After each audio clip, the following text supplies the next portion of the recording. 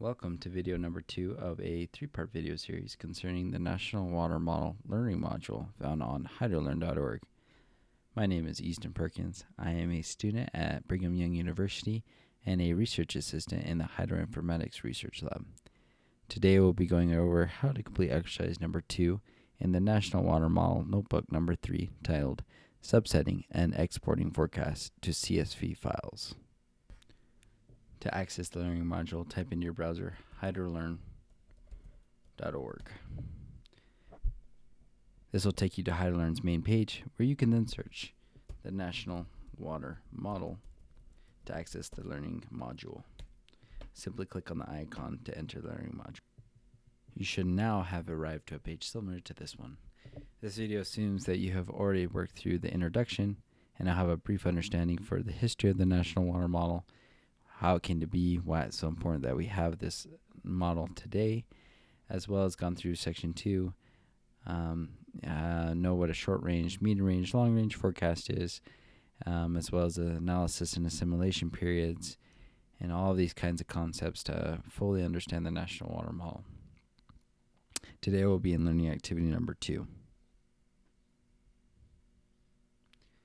This is the introduction page where it'll get you set up with Jupyter Hub notebooks.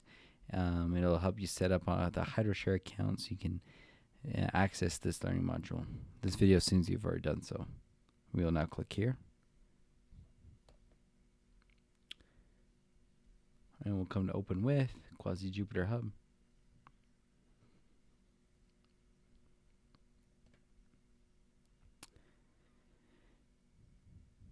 You should arrive to a page similar to this one. If it's a little different, don't worry about it. As long as you see these 4 links, so you got a National Water Model 1, 2, 3, 4, you're in the right spot.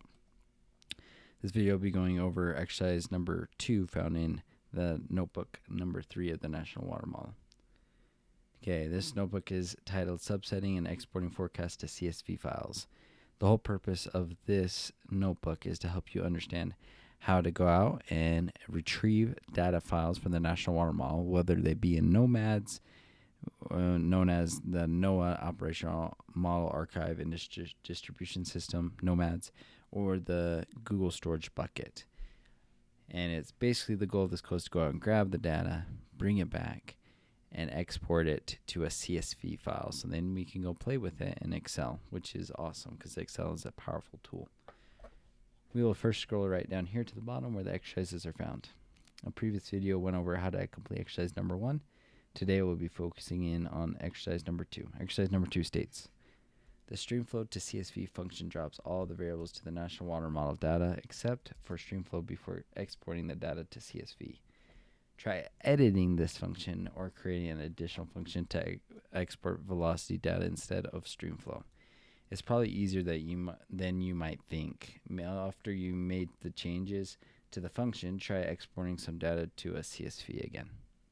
All right, so this exercise goes really well with exercise 1. If you haven't done that yet or watched my previous video tutorial on how to complete that, I advise going back and doing it before this exercise. All right, so we'll come up here to the top. I'm assuming that you've already had a chance to read through the code and have a basic understanding for what's going on. Today we will not be using this link to go to the Google Storage Bucket list as was done in exercise number 1. We'll just be using nomads. All right, we'll come down here to import. We're going to import our packages. There we go. We're going to come down here, run our functions so then we can refer to them later. In this exercise, all the functions are going to be super important. We'll be using the get forecast file name, so we'll go out and get. In this case, we'll just do a short range forecast again. But you could do medium range or long range. It'll go out and get the URL name and for whatever reach ID we put in, anything like that. And yeah, and then you got a streamflow to CSV. We used this last time, and this will come in very important, especially this part right here where we're dropping variables. And we're going to want to change that. So for this exercise, we want to drop velocity, which is this code is already dropping velocity, so it's not giving us the velocity data of the streams that we're taking. we actually want velocity, and we want to drop stream flow. So you're going to switch out velocity for stream flow here, and that's going to drop that variable. So basically what's happening is when our code goes and gets a URL and it gets the data, before our code was written up to just get the stream flow data. Now we're dropping the stream flow data, and we erase the velocity in the drop section, right? And now it will get the velocity. That's kind of counterintuitive. But everything that's written down here, it will drop. So keep that in mind. Alrighty. We will come down here, scroll a little bit more. This all looks good. Okay. So now it's dropped. We're going to come down here.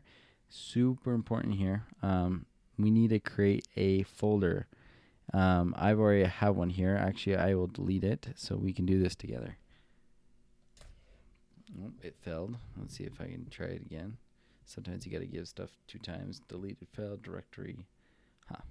Doesn't want to let me delete it. Might be trying to run something. Let me delete all my files in here. Shift, delete. There we go. Now it's empty. Now let's see if it lets me delete it.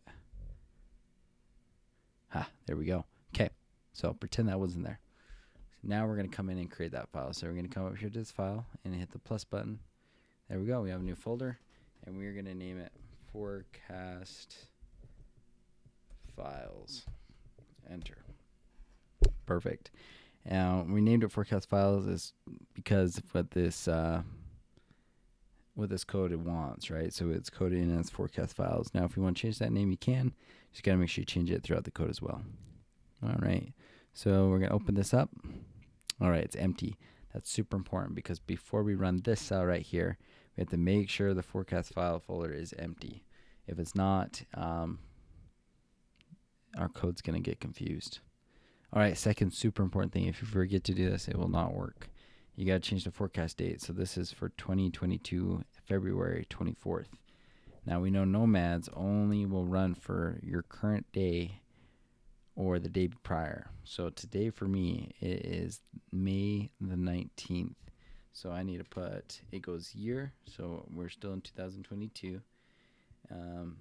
We need to go to month, so it's the 5th month, and then day, today is the 19th. I could do the 18th as well for yesterday, but we'll just do today. So obviously that will not be the same for you, whatever day you're doing this activity. Make sure you do your current day or the day prior. We can tell the time step of when it wanted to start. Let's keep it 0, 0, short range, keep that. Yep, all looks good. And we will hit run. Perfect. We're going to hit run here again. Now on the previous exercise, this is the one we skipped. But now we're using Nomad, so we're going to use this to go get the forecast file name using the URL. All right, it ran. And we're going to hit run here as well. And run and run. And we'll wait for it. See the files are popping up. They're generating. Come back here to contents. And voila, it worked. And it says try downloading the CSV file from your computer. And there it is. We have the Excel file. So we can open it up. We can look at it. And it should now be in velocity. Now it says stream flow still. It's because back in our code, we coded up. Let's see if I can find it. I think it's all the way up here in our functions. But we coded it to basically say, yeah, stream flow. But we can actually change this and say velocity if you want. But it doesn't matter. But yeah, so now it's giving us the velocity data instead of stream flow. So that is that whole exercise right there. If you then wanted to download this file, you can right click on the CSV file and we can hit download, and there it is. It's popping up on my computer and it is now in Excel. Let's see if it'll open. Give it a minute and there we go.